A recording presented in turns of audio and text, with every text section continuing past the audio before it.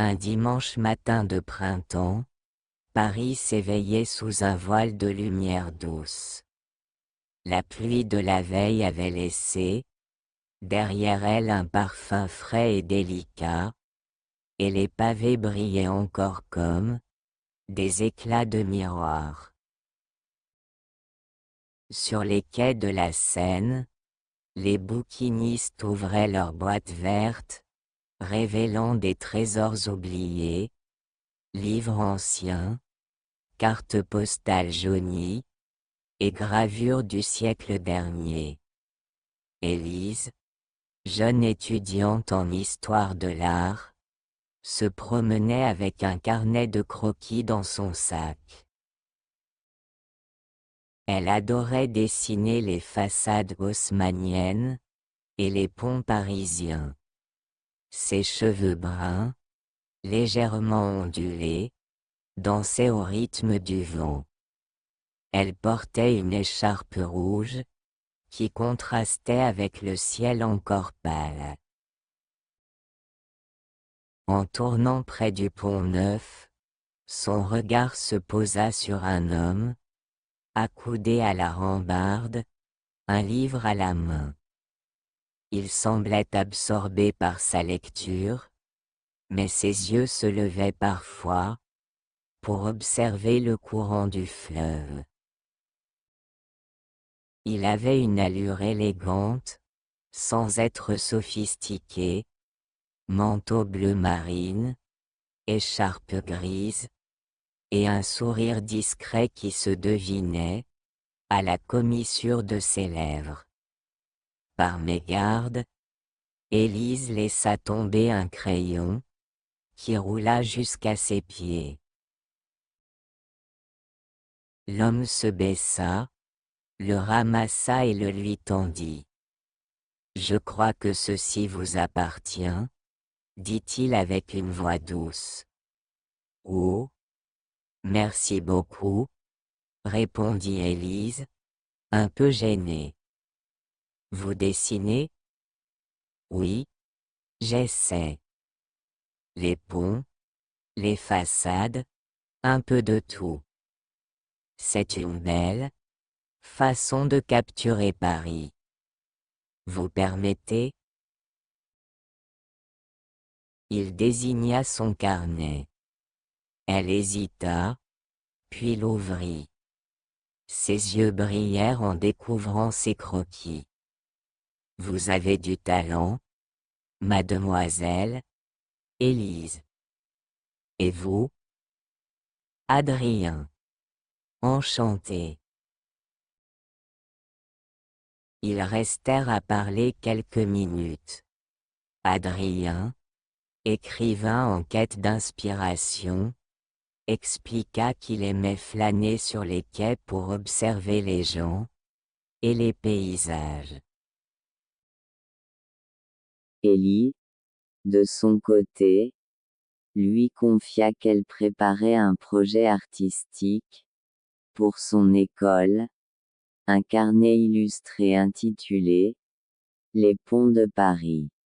« Je pourrais peut-être vous accompagner, un jour dans vos promenades », proposa Adrien. « Pourquoi pas ?» répondit-elle, un sourire timide aux lèvres.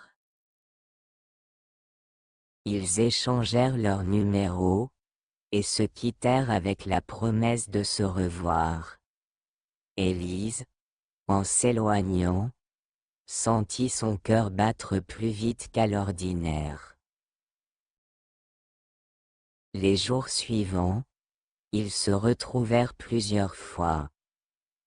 Ils traversèrent ensemble le pont Alexandre, trois au coucher du soleil, quand la lumière dorée se reflétait sur les statues ailées. Ils s'arrêtèrent sur le pont des Arts, observant les bateaux-mouches glisser sur l'eau, et rire en inventant des histoires sur les passagers. « Tu sais, » dit Adrien en la regardant, « Paris est une ville qu'on croit connaître, mais quand on la partage avec quelqu'un, elle se révèle autrement.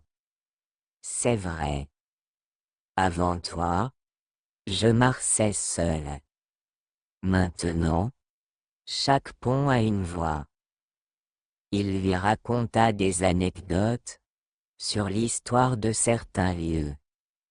Elle, en retour, lui montra ses dessins, qui devenaient de plus en plus précis, inspirés par leurs moments, passés ensemble. Un soir pluvieux, ils s'abritèrent dans un petit café près de Saint-Germain-des-Prés. La pluie frappait les vitres, comme une mélodie régulière. Adrien sortit un carnet de notes. « Je voudrais te lire quelque chose, dit-il. Il lut un court texte, qu'il avait écrit après leur première rencontre, une page décrivant une jeune femme, à l'écharpe rouge, dessinant les ponts de Paris, sous un ciel changeant. Élise sentit ses joues rosir. « C'est magnifique. C'est toi qui es magnifique, murmura-t-il. Leurs regards se croisèrent. Pendant quelques secondes, le monde autour d'eux sembla disparaître. Adrien posa doucement sa main sur la sienne. Elle ne la retira pas. Pourtant, Élise n'était pas certaine de vouloir se laisser emporter trop vite. Elle avait déjà été blessée auparavant et craignait de confondre émotions passagères et véritables sentiments.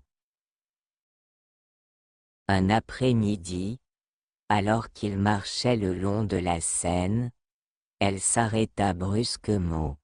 « Adrien, je ne sais pas si je suis prête à... » « À quoi ? » ?»« À ouvrir à nouveau mon cœur. » Il la regarda longuement, puis dit, « Je ne te demande pas de promesses. Je veux juste marcher à tes côtés, et voir où cela nous mène. » Elle hocha la tête, touchée par sa sincérité. Le printemps céda bientôt la place à l'été. Un soir de juin, Adrien invita Élise à une lecture publique dans une petite librairie. Elle découvrit alors que le nouveau chapitre de son roman était inspiré d'elle, de ses croquis, et de leur promenade. À la fin, il la rejoignit.